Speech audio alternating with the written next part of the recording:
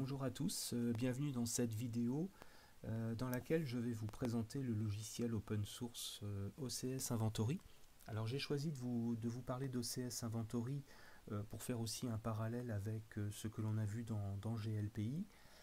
OCS Inventory, en fait, c'est un logiciel plutôt intéressant à utiliser, puisque quand vous allez sur leur site, vous allez voir qu'en fait vous pouvez faire de la gestion d'inventaire, à savoir inventorier l'ensemble des machines de votre réseau, donc que ce soit au niveau matériel ou logiciel. Et vous pouvez également donc faire cet inventaire en déployant des agents OCS, comme il l'indique ici, depuis un serveur OCS et en utilisant des stratégies, notamment des GPO. Alors vous verrez, on aura l'occasion de faire ça dans une autre vidéo. Je vous expliquerai comment déployer l'agent OCS. Et au-delà de la gestion de l'inventaire, on peut également faire du télédéploiement. Donc le télédéploiement qui nous permet en fait de déployer des paquets logiciels afin de rendre le parc homogène à ce niveau-là. Vous avez également des possibilités de coupler OCS Inventory avec l'helpdesk, notamment GLPI. Vous trouverez un petit peu plus d'infos sur leur site, et sachez pour finir que c'est une entreprise locale, une entreprise située dans la Manche, qui s'appelle FactorFX, qui a déployé cette solution et qui est plutôt sympa à utiliser et plutôt bien faite. Alors, pour installer OCS, je vais me servir du guide d'installation rapide que je vous ai préparé. Donc il vous faut, comme je l'indique là-haut, au préalable, une machine Debian 12.2. On aura besoin également d'un serveur Windows 2022, donc si vous avez suivi les Lab Info, peut-être que vous avez aussi travaillé dessus et que vous avez préparé une machine Windows 2022. Donc ça, ce sera nécessaire pour le déploiement de l'agent OCS. Donc si vous avez une machine Windows 2022 avec un utilisateur du domaine, et bien écoutez, ce sera parfait pour pouvoir faire nos essais. Donc vous retrouvez la documentation et le guide d'installation sur mon site tuto-info.fr. Donc soit vous le téléchargez dans l'espace cloud, soit vous le retrouvez dans les différents menus. Vous avez donc tout ça qui est indiqué. Alors on va déjà donc commencer par préparer notre machine Debian. Donc là moi j'ai préparé une machine au préalable. Alors je me suis logué en route. Bon, bien entendu dans la pratique on utiliserait plutôt un utilisateur membre du groupe sudo. Mais on va simplifier ici, c'est un labo, donc pour éviter d'avoir à saisir sudo à chaque fois et de complexifier les commandes, je vais utiliser le root exceptionnellement. Alors une fois que vous êtes logué en route, première chose et premier travail que vous pouvez faire déjà, c'est mettre à jour la liste de vos paquets sur votre machine. Donc on va faire un apt update, et donc là on va vérifier si on a des paquets éventuellement à mettre à jour. Donc en l'occurrence pour moi c'est déjà fait. Donc vous voyez, je n'ai pas de paquets à mettre à jour. Alors si jamais vous avez des paquets qui sont à mettre à jour, il faudra également lancer la commande apt upgrade. Voilà, donc vous faites un apt upgrade. Alors vous verrez régulièrement je mets -y ici pour valider l'installation, plutôt que d'avoir à chaque fois à faire entrer. Eh bien vous pouvez rajouter -y ici. Alors notre premier travail, maintenant que nos paquets et nos dépôts sont à jour, on va pouvoir commencer par l'installation d'un serveur LAMP. Alors je vous rappelle qu'un serveur LAMP, ça signifie Linux, Apache, MariaDB, PHP. Donc on va devoir installer la stack complète ici. Donc on va déjà commencer. Alors personnellement en général j'installe en premier Apache 2. Donc apt install Apache 2-y, et on va pouvoir lancer l'exécution du serveur web. Voilà, donc on va patienter quelques secondes le temps que le serveur s'installe. Voilà, c'est fait. Alors moi je vous conseille déjà de vérifier le statut du serveur avec un système ctl statut Apache 2.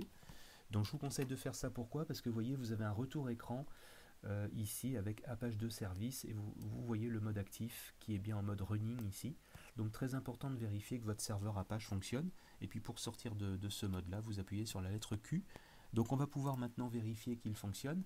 Alors vous lancez votre navigateur et vous allez saisir l'IP de votre Debian. Alors éventuellement repérer l'IP de votre Debian avant, IP espace A.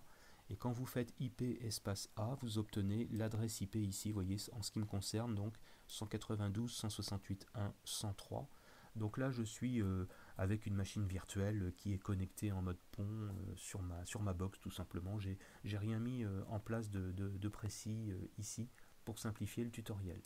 Alors on va déjà pouvoir saisir 192.168.1.103. Et quand on fait entrer, ici, on obtient bien la page Apache, vous voyez ici, par défaut. Donc tout va bien, le serveur est lancé. Donc notre serveur web est fonctionnel. Alors deuxième étape maintenant, on va installer le serveur de base de données MySQL. Donc ici en l'occurrence j'ai choisi MariaDB. Donc on va installer MariaDB Server. Donc avec la commande apt install MariaDB-du6 serveur-y. Et vous lancez l'installation de MariaDB. Voilà, donc là on va patienter le temps de l'installation. Et ensuite on aura également besoin d'installer le moteur PHP. Donc on va patienter le temps que MariaDB s'installe. Et ensuite, vous voyez, on va installer ici le moteur PHP. Alors, étant donné que nous sommes avec la version Debian 12, vous n'avez pas besoin de préciser ici la version PHP que vous souhaitez installer, puisque par défaut, dans les paquets officiels Debian 12, on aura la PHP 8.2, c'est-à-dire la dernière version. Donc ici, on va faire un apt install PHP. Alors si jamais vous travaillez avec une version Debian 11, faites attention parce que si vous saisissez cette commande, vous aurez PHP 7.4. Donc là, méfiez-vous. Méfiez-vous déjà à ce niveau-là. Donc si vous faites PHP 7.4, juste cette PHP comme ça, vous aurez la 7.4. Donc après, il faudra la passer en mise à jour 8.2 parce que OCS Inventory, dans sa dernière version, vous voyez sur mon tutoriel, la 2.12 ici, nécessite l'utilisation de PHP 8.2. Donc vous avez besoin en fait de mettre à jour PHP. Si vous avez une version 7, pour la mise à jour de PHP, il suffit de regarder sur mon site, vous allez dans les pense-bêtes, vous allez trouver la mise à jour de manière assez simple et assez rapide. Alors on installe PHP, bon ça va prendre quelques secondes, hein, c'est pas long du tout. Et ensuite on va déjà faire nos vérifications, à savoir vérifier la version PHP, voyez on la voit qui défile ici PHP 8.2. Alors on va faire nos vérifications, donc on va faire un PHP-version. Et donc là, vous voyez, on peut constater qu'on a bien la version PHP 8.2.7 en ce qui me concerne. Donc là, c'est bon. Et on peut également vérifier avec un système CTL statut MariaDB serveur. Même MariaDB tout court, ça va suffire ici. Et donc là, quand vous faites cette commande système CTL statut MariaDB, vous obtenez le retour donc avec le service MariaDB qui est bien en mode running actif. Donc vérifiez bien tout ça.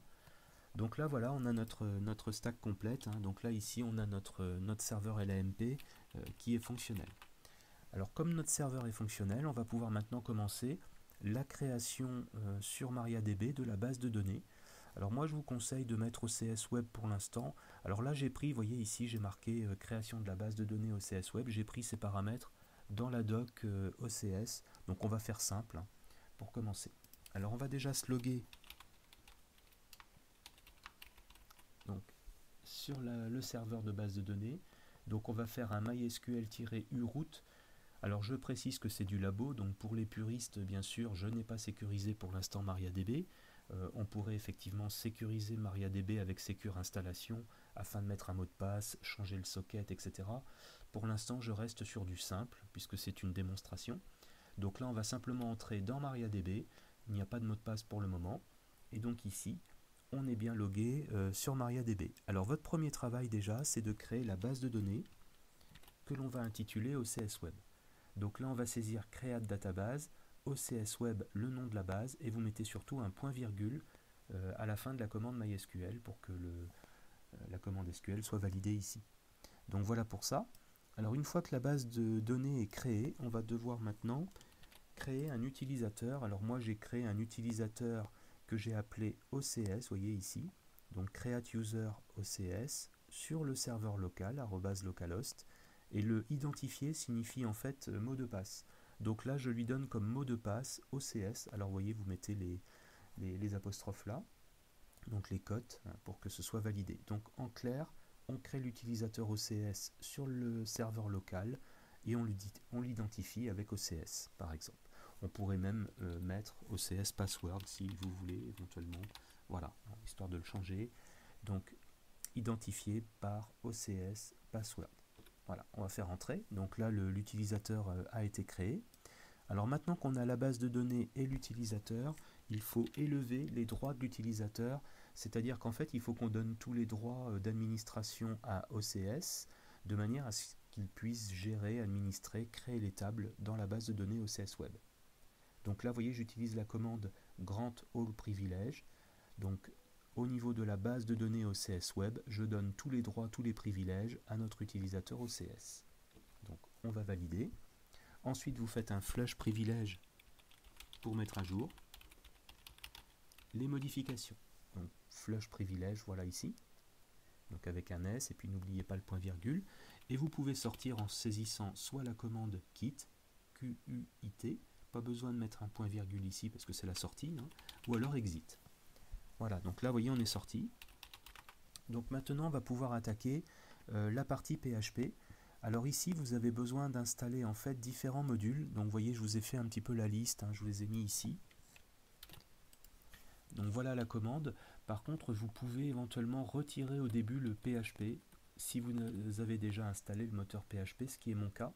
Donc là, vous voyez, vous pouvez mettre directement apt install et vous installer les modules nécessaires pour l'exécution d'OCS. Alors il nous faut PCLzip, mbstring, SOAP, MySQL, curl, XML, zip, GD, vous voyez tout ça. Donc tout ça, vous les trouvez dans la doc, hein. Donc on va valider avec entrée et on va patienter le temps de l'installation de tous ces modules PHP nécessaires. Alors pendant que ça s'installe, si vous regardez l'étape suivante, on va ensuite avoir besoin d'installer notamment ici d'aller chercher en fait la clé GPG d'OCS et d'installer le dépôt OCS. Voilà. Alors vous avez pour cela des commandes à exécuter. Alors pareil, vous les trouvez sur la doc. Donc on va commencer par installer GNUPG2, curl wget ici. Donc on va aller chercher la clé GPG. Donc ça c'est pareil, hein, cette adresse là elle est donnée sur le site. Donc ici on va chercher avec curl la clé GPG. Donc là vous avez l'adresse que vous retrouvez sur ma doc et vous mettez à jour donc les dépôts. Donc là on va indiquer le dépôt exact pour que l'on puisse en fait avoir ensuite l'installation d'OCS. Donc on indique le dépôt. Voilà, on met à jour le repository. Vous avez besoin également d'installer un module, des modules, hein, en fait des modules Perl, donc nécessaires au fonctionnement. Donc avec la commande perl-mcpan et puis vous faites l'installation XML entities ici. Alors faites attention quand vous validez ça, n'oubliez pas de répondre par yes. Hein, donc je vous l'ai mis sur le tutoriel PDF ici. Donc là on va patienter quelques instants le temps que l'installation se fasse. Alors une fois que les modules Perl, que le repository est à jour, etc. Là, vous allez devoir donc évidemment mettre à jour les dépôts. Donc on va faire un apt update. Voilà.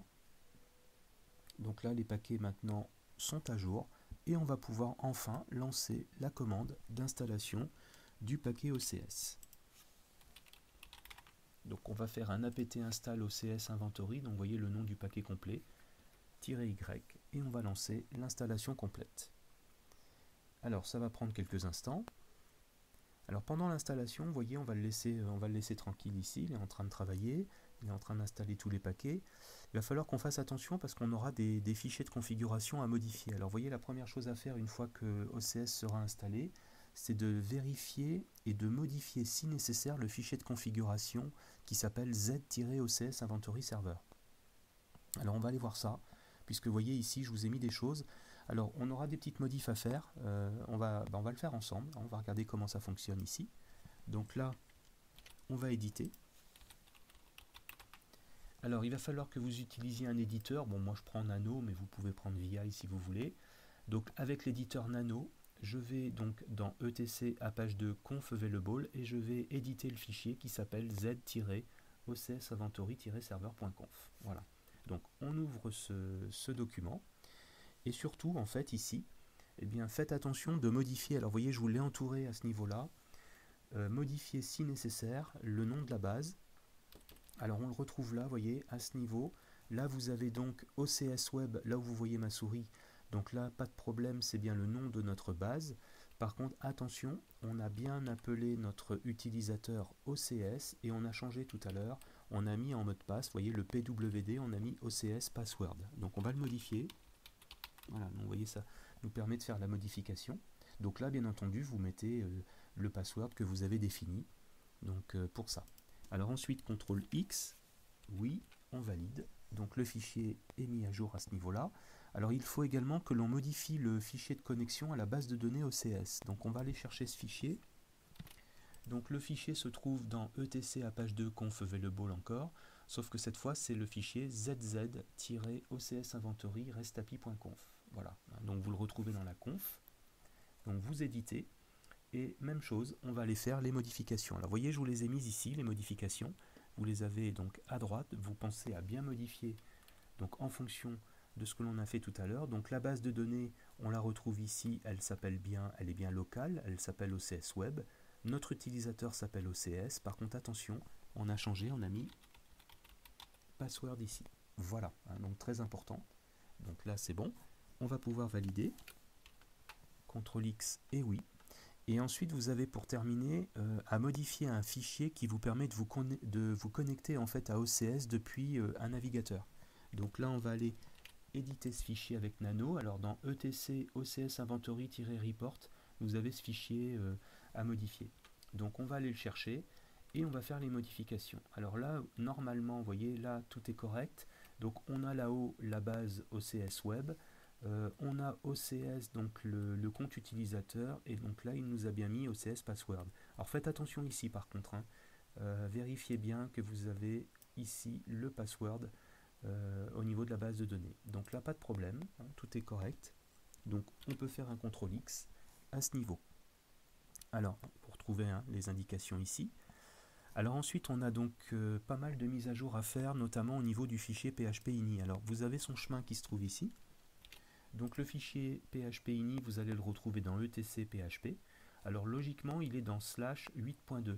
Donc là, si vous mettez l'étoile, vous allez aller directement dans php slash 8.2 Apache 2 et vous éditez donc le fichier php-ini dans Apache 2.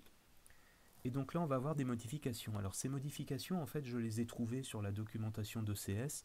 On nous demande notamment de désactiver max execution time et input time ici. Alors, vous voyez ce que je vais faire là, je vais sélectionner en fait la variable. Donc, je vais la copier et je vais aller la rechercher dans mon fichier php-ini. Alors, quand vous faites une recherche, il est inutile de vous déplacer dans le fichier. Vous faites un CTRL-W et CTRL-V ici pour moi, pour tout simplement marquer le nom de ma variable, sinon vous la saisissez, max execution time. Et vous voyez, on arrive directement dessus. Donc là, il n'y a plus qu'à se déplacer. On va indiquer -1 pour désactiver. Inutile de chercher la suivante puisque vous voyez elle est juste en dessous, à ce niveau-là. Donc vous allez sur Max Input Time et vous mettez -1. Alors ça, pour ces deux variables-là, c'est parfait. Alors ensuite, il faut aller augmenter la taille limite de téléchargement des fichiers. Alors par défaut, de mémoire, ça doit être 2 mégas. On va devoir placer cette taille-là à 50 mégas pour que ça fonctionne. Donc on va rechercher la variable, donc CTRL-W et vous saisissez ici le upload max file size et on la trouve. Donc vous voyez, par défaut c'est bien 2 mégas. Donc là en fait pour OCS on vous demande de placer la valeur à 50. Donc c'est fait, 50 mégas. On a également le post max size qui doit être placé à 50 également. Voilà, donc on va les modifier pareil, 50 mégas. Et on va devoir également augmenter la taille de la mémoire du moteur PHP. Donc là, il est recommandé au niveau de la memory limit de passer à 256 mégas selon la doc. Donc là, on y va, on va chercher la variable et on va la doubler ici puisqu'il faut la passer à 256 mégas. Voilà, donc là, les modifs sont faites. On fait CTRL X, on sauvegarde le fichier. Donc là, c'est bon. Alors une fois que vous avez fait les modifs au niveau du php-ini, il va falloir maintenant qu'on attribue des droits, notamment au niveau du dossier USR char OCS inventory report, ici. Donc là, les droits qui sont recommandés, ce sont les droits 766 selon la doc OCS. Donc on va aller faire un chmod. Le grand R signifie récursif, hein, donc l'ensemble des fichiers, des dossiers et sous-dossiers. Donc on change les droits au niveau d'OCS Inventory Report et on va donner la propriété de ce dossier à wdata, donc l'utilisateur Apache ici. Donc avec la commande shown en récursif, on va donner les droits à wdata. Voilà, donc vous retrouvez les chemins complets. Alors maintenant qu'on a fait tout ça, on va pouvoir ensuite relancer complètement notre serveur web, donc Apache 2, et notre serveur de base de données MySQL, donc ici MariaDB. On va faire un systemctl restart, Apache 2 et MariaDB. Voilà, donc là, arrivé à ce stade-là, on a fait toute la préparation, à savoir le serveur et l'AMP, la création des tables, des bases, la modification des fichiers. Donc on va maintenant finaliser, terminer en gros l'installation d'OCS. Alors cette installation, en fait, vous la terminez avec un navigateur. Donc vous voyez, je vous l'ai mis ici, à la fin de l'installation, enfin de la préparation plutôt, hein, ici des fichiers, on va pouvoir terminer l'installation depuis un navigateur. Alors pour terminer depuis un navigateur, faites attention quand même que si vous avez un pare-feu dans votre réseau, faites attention que le port 80, puisque ici on est en 80, on est en HTTP, faites attention que ce port soit bien ouvert. Et ensuite, eh bien, il suffira simplement de saisir, voyez, l'adresse IP de votre serveur web Apache, ici. Donc vous saisissez votre machine Debian sur laquelle vous avez Apache, et vous allez faire un /OCS report. Donc on va lancer le navigateur, et on va saisir donc l'indication qui se trouve ici, de manière en fait à finaliser, hein, à terminer l'installation. Voilà, alors ici donc vous voyez, j'ai ouvert mon navigateur, j'ai saisi 192.168.1.103, c'est-à-dire l'adresse web, l'adresse IP de ma machine Debian, sur laquelle j'ai mon Apache, et j'ai également indiqué /OCS report. Alors, quand vous arrivez donc, si tout va bien, si vous avez fait toute votre configuration au préalable, vous arrivez sur cette page-là. Donc là, en fait, vous voyez, il vous a mis MySQL login, c'est-à-dire l'utilisateur OCS, avec le mot de passe OCS password que l'on avait saisi lors de la préparation. Il a bien retrouvé notre base de données OCS web sur le serveur local. Alors là, on n'a pas d'SSL, hein, bien entendu, ici pour l'instant. Donc il suffit de cliquer sur le bouton envoyer, donc send en bas, et vous patientez un petit peu. Alors là, vous voyez, quand vous voyez tout ça, ça veut dire que tout va bien en fait. Et là, il vous dit l'installation est terminée et vous pouvez vous loguer. Alors là, vous avez des petites infos. Alors moi, dans mon tutoriel, là, j'avais fait déjà des essais préparatoires. Il est possible qu'il vous demande de mettre à jour la base de données en cliquant un bouton Perform the Update ici. Alors évidemment, faites-le hein, si vous le demande. Et on va arriver, donc, alors il fera l'update, hein, il vous affichera un message. Et vous aurez, comme moi, le lien. Cliquez ici pour entrer sur OCS. Alors là, on va finir donc par entrer sur la console web. Et surtout, faites attention, il vous l'a mis ici. Vous pouvez vous loguer avec les utilisateurs basiques qui sont admin avec un password admin. Donc ça, si vous voulez, c'est le log sur la console par défaut, console web d'OCS. Alors on va le tenter. On va donc cliquer le lien. Alors voilà, on a le perform. Voilà, il me le fait ici, donc eh bien écoutez, on va le faire, puisqu'il me met que la base existante doit être mise à jour de la version 7068 à 7077. Donc ça tombe bien, on va le faire maintenant. Donc perform the update, voilà, il est done, et maintenant on va pouvoir entrer dans la base. Alors language, on va le mettre en français. On va mettre l'utilisateur, donc ici admin, et le mot de passe admin, puisque en fait on nous demande de mettre admin. Vous voyez, donc là on va le faire. Et on va envoyer. Voilà, donc vous voyez, tout va bien. On est entré sur la console web d'OCS. Alors on retrouve des similitudes avec notamment GLPI. Vous voyez, c'est exactement un peu le même principe, hein, puisqu'on a un tableau de bord qui s'affiche ici. On aura nos machines, notamment les machines Windows, les machines Linux, Unix, les Android éventuels, tout ce qui est logiciel, système. On peut même faire remonter également des matériels, des imprimantes notamment, etc. Alors, on a une alerte de sécurité qui est logique, puisque vous voyez là-haut, on vous dit de supprimer le fichier install.php. Il est encore présent dans le répertoire d'interface par défaut. On vous indique qu'il est toujours dans USR char, etc. Là. Donc on va aller modifier ça. Alors là, il suffit de retourner. Vous voyez, je vous ai mis la commande à ce niveau. Vous prenez bien le chemin hein, de ce répertoire ici, chemin complet, et il faut aller supprimer. Moi, je le supprime. Vous pouvez le renommer hein, si vous le souhaitez. Moi, je vais carrément le supprimer ici puisque c'était juste une démonstration. Donc, on va aller faire un rm-rf. Donc, on va revenir sur notre machine Debian et on va demander donc la suppression en récursif et on va forcer la suppression de ce fameux fichier install.php qui se trouve dans USR share OCS inventory. Voilà. Donc là, on va faire la suppression. Donc, si on revient maintenant au niveau de l'interface d'OCS et qu'on fait rafraîchir, on renvoie le formulaire, voilà, vous voyez, ça a disparu complètement. Et on vous dit maintenant que le compte mot de passe par défaut de l'interface web est actif. Alors, bien évidemment, puisque ici c'était admin, donc on peut le modifier en cliquant sur la petite roue crantée, vous voyez à droite, mon compte, et là on va pouvoir changer le mot de passe. Bon, vous voyez, vous avez le mot de passe ici, donc on va saisir un autre mot de passe. Donc, on va faire OK, voilà. Bon, là, il vous demande si vous voulez l'enregistrer dans votre interface. Bon, là, je ne vais pas l'enregistrer ici. Le mot de passe a bien été changé puisqu'on a la mise à jour et on va se déconnecter. Donc, on va retenter un log. Et on se log. Et donc là, cette fois-ci, vous voyez, on est bien logué. Bon, mettre à jour, mais bon, qu'importe. Hein. Si vous le mettez à jour, ça veut dire qu'il sera enregistré dans votre petit navigateur ici. Bon, au niveau sécurité, c'est moyen, mais bon, c'est du labo encore une fois. Et là, vous voyez, on a fait disparaître l'ensemble des messages d'erreur et des alertes éventuelles. Voilà, donc ça c'était donc toute la partie installation d'OCS. Donc vous voyez, ça se passe relativement bien dans cette nouvelle version. C'est plutôt assez rapide si on suit bien les étapes. Alors moi, je vais vous proposer dans une autre vidéo, en fait, maintenant, le système qui permet en fait de faire remonter des machines qui appartiennent à notre réseau local, donc faire remonter des machines avec un agent qu'on appelle l'agent OCS, de manière à lister ces machines sur notre tableau de bord OCS et d'avoir un aperçu un petit peu plus complet de ces machines. Voilà, donc je vous retrouverai dans une future vidéo pour vous présenter le déploiement de l'agent OCS Inventory avec une GPO notamment. Je vous remercie et je vous dis à bientôt.